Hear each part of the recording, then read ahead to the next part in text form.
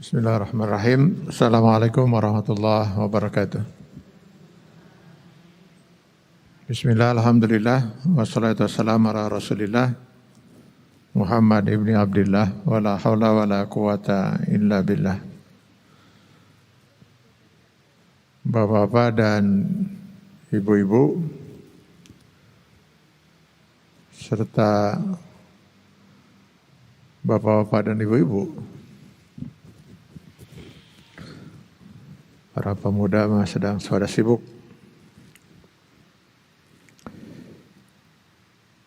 Insyaallah pada pertemuan kali ini kita akan menuntaskan bahasan kita pada dua pertemuan yang lalu dalam tema besar tentang tiket masuk surga gitu. Masuk surga tentu harapan kita sebagai seorang mukmin ya. Karena di akhirat nanti Allah hanya menyiapkan dua tempat untuk manusia, surga dan neraka. Neraka bukan sebuah pilihan, nauzubillah, boro-boro untuk merasakan, membayangkannya saja dengan membaca ayat-ayat Al-Quran dan hadis tentang neraka sudah tidak sanggup kita. Apalagi nauzubillah kalau harus merasakan azabnya gitu.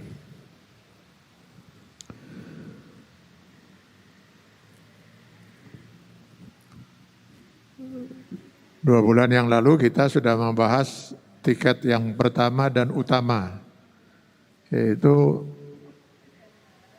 seorang yang ingin masuk surga harus memiliki akidah yang sempurna, akidah yang didasari oleh kalimat tauhid la ilaha illallah.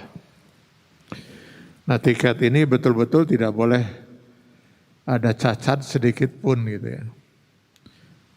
Dalam pengertian dia tidak boleh ada sedikit pun kekufuran dan kemusyrikan. Dia harus utuh sepenuhnya itu. Nah, setiap manusia yang memiliki tiket yang utama ini pasti masuk surga itu. Karena Rasulullah sudah menjamin itu lewat sabdanya, "Man kana akhiru kalamihi la ilaha illallah dakhalal jannah." Tapi dengan tiket ini belum menjamin apakah seseorang itu bisa langsung masuk surga atau dia harus mampir di neraka jahanam. Untuk seseorang yang sudah memegang tiket ini, tiket untuk utama ini, agar dia bisa langsung masuk surga, dia harus memegang dua tiket lagi, yaitu ampunan dan kasih sayang Allah Subhanahu wa taala. Ampunan sudah kita bahas pada pertemuan bulan yang lalu. Jadi sudah dua tiket yang kita bahas, tinggal pada pertemuan kali ini kita akan membahas tiket terakhir, yaitu kasih sayang Allah Subhanahu wa taala. Sebagai ilustrasinya begini. Andai kata seorang meninggal dunia membawa keimanan yang utuh, lalu membawa amal ibadah yang banyak, tanpa memiliki dosa sekecil apapun, karena semua dosa sudah diampuni oleh Allah. Bisakah seseorang masuk surga dengan begitu? Ternyata tidak. Gitu. Di dalam sebuah hadis yang diriwayatkan dari Abu Hurairah radhiyallahu an, yang Rasulullah SAW diantaranya menyatakan, la yadkhulu ahadakumul jannah bi amalihi. Seseorang tidak akan bisa masuk surga oleh sebab amal perbuatannya.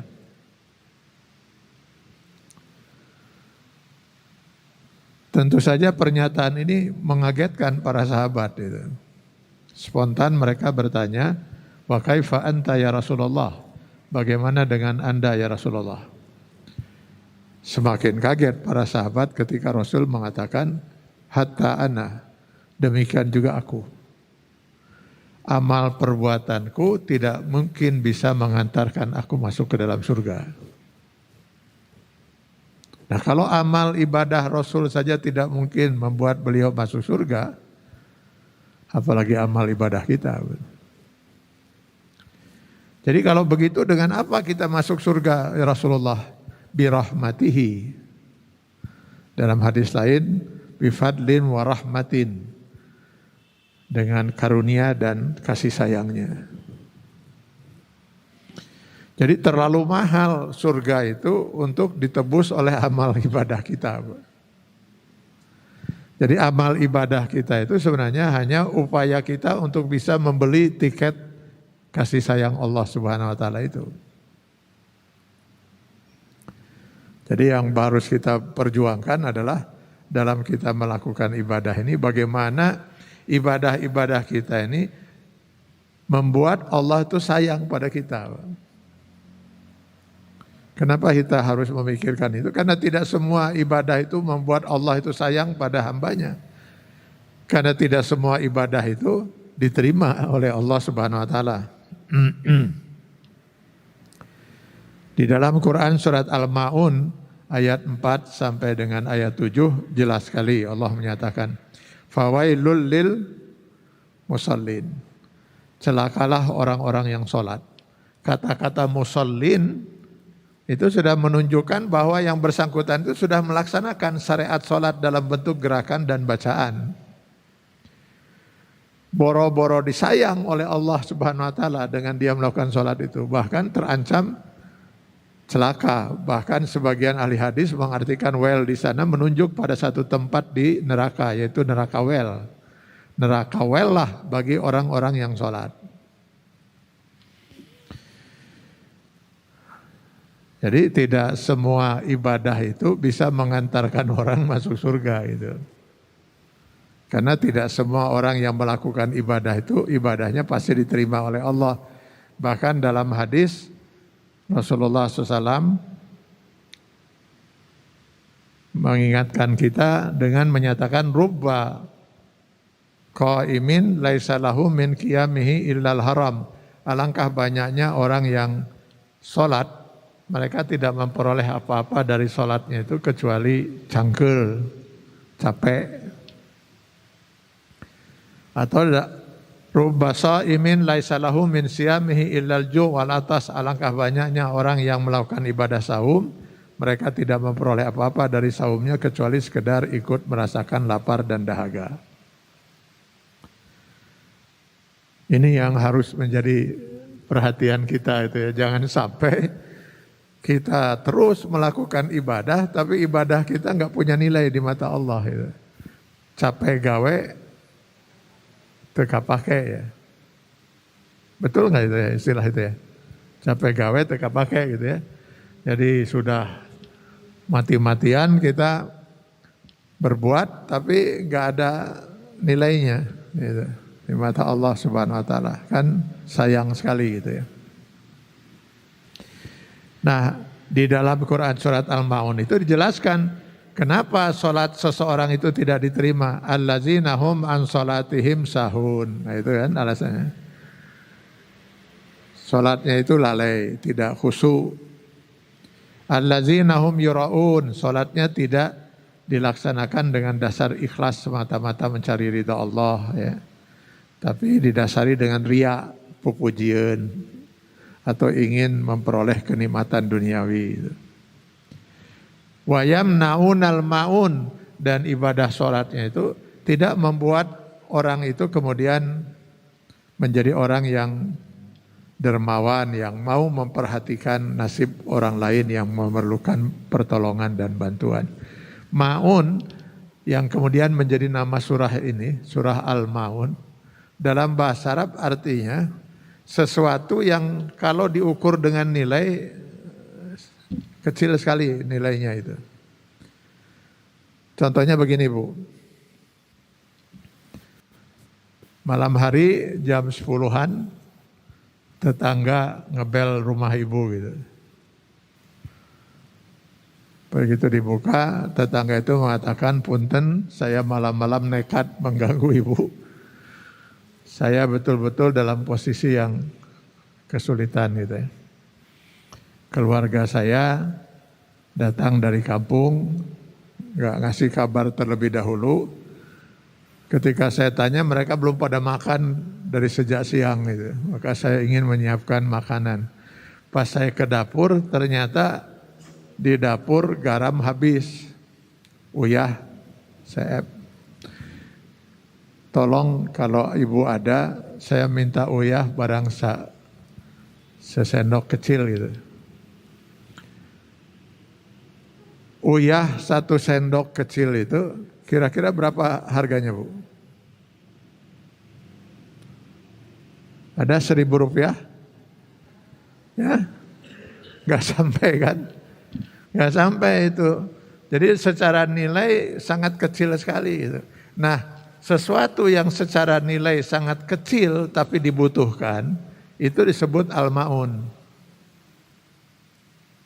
Jadi istilah al-ma'un itu. Jadi kalau seorang untuk menolong orang lain padahal nilainya begitu sangat kecil saja tidak mau, nah itu berarti sholat itu gak benar itu.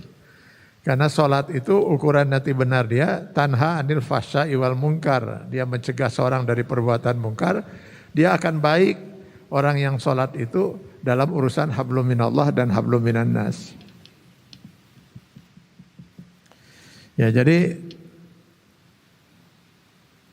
maka yang harus kita perjuangkan adalah bagaimana kita bisa meraih tiket kasih sayang Allah itu dengan ibadah-ibadah yang kita laksanakan.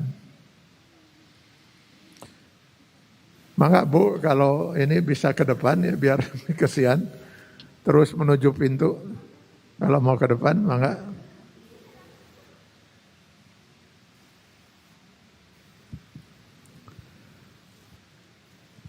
Nah sekarang ada 2 hal mungkin yang paling utama yang harus kita, ya mangga Bu, ya. Nah gitu Bu lah.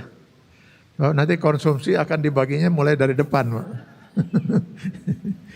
Jadi kalau yang di belakang nggak kebagian, ya wayahna.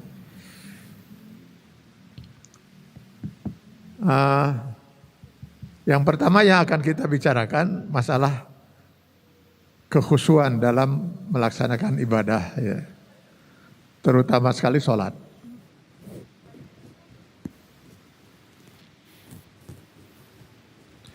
Ini agar ibadah kita itu bisa membuat Allah itu menjadi sayang pada kita kan, itu kan intinya itu. Salah satu syaratnya itu Allah menentukan ibadah kita harus kita lakukan dengan kekhusyuan. Khusyuk artinya konsentrasi kita penuh bersama Allah Subhanahu wa taala pada saat kita melakukan ibadah tersebut gitu ya. Nah, ini yang kadang-kadang membuat orang banyak gelisah gitu ya. Ini gimana dengan ibadah-ibadah kita selama ini? Apakah ibadah kita ini diterima oleh Allah? Apakah sholat kita itu sudah khusyuk atau tidak dan seterusnya gitu. Karena khawatir kita termasuk kelompok yang paling banyak yang sholatnya itu tidak diterima oleh Allah Subhanahu wa taala. Nah, ini yang menjadi masalah. Bagaimana cara kita untuk supaya bisa melakukan ibadah dengan khusyuk? Kita ambil contoh sholat. Yang pertama, ini pandangan saya ini ya, jadi mudah-mudahan benar gitu ya. Yang pertama yang harus kita lakukan adalah kita harus menyiapkan betul bahwa waktu tertentu itu hanya waktu untuk kita bersama Allah dalam sholat. Misalnya gini, waktu zuhur jam berapa? 12 kurang 18 atau 2 kurang 20 lah gitu ya. Maka saya sudah harus menyiapkan waktu antara jam 11:30 sampai jam 12 misalnya. Itu waktu saya untuk sholat zuhur. Antara 11:30 sampai jam 12 saya nggak ada urusan dengan suami, nggak ada urusan dengan istri, nggak ada urusan dengan ini, nggak ada urusan dengan pekerjaan, nggak ada urusan dengan siapapun. Itu urusan saya persiapan untuk sholat zuhur sampai melaksanakan sholat zuhur. Sebab kalau seandainya kita tidak siapkan waktu seperti itu, sibuk saja kita bekerja gitu ya.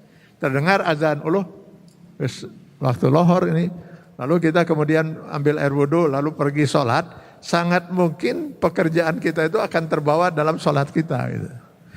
Masih terbawa terus dalam pikiran gitu.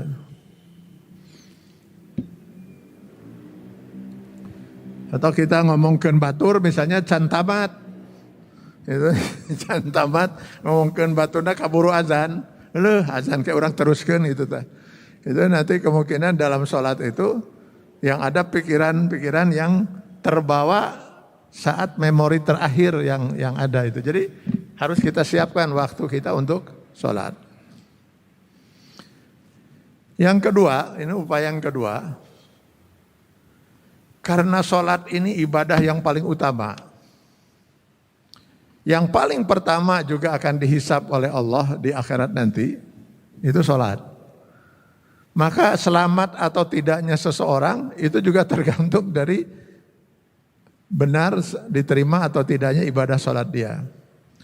Oleh karena itu, iblis yang memang sudah bertekad ingin menyesatkan kita manusia untuk menggiring kita manusia masuk ke dalam neraka jahanam, maka dia akan mati-matian berusaha untuk merusak sholat kita. Karena itu upaya yang kedua yang harus kita lakukan, bagaimana kita bisa terlindungi dari bisikan-bisikan setan yang menyesatkan ini gitu. Dengan kita memohon perlindungan kepada Allah. Maka sebaiknya kita membaca ta'awuz sebelum memulai sholat. A'udzubillahi minasyaitonir rajim. Cukup di dalam hati untuk didengar oleh kita sendiri gitu ya. Ini upaya yang kedua. Nah, si ta'awuz ini, bacaan ta'awuz ini sebaiknya kata para ulama diucapkan lagi, dibaca lagi oleh kita pada rakaat pertama, hanya rakaat pertama ya. Pada rakaat pertama setelah doa iftitah sebelum Al-Fatihah. Misalnya kita baca doa iftitah ini, Allahu Akbar, lalu kita membaca doa iftitah. Ya. Nah, selesai doa iftitah, sebelum kita membaca Al-Fatihah, kita baca lagi A'udzubillahi minasyaitonirrajim. Baik dalam sholat yang zahar maupun sholat sir, si bacaan ta'awuz ini cukup di dalam hati. Ya. Jadi cukup di dalam hati hanya untuk didengar oleh diri kita sendiri. Ini upaya yang ketiga.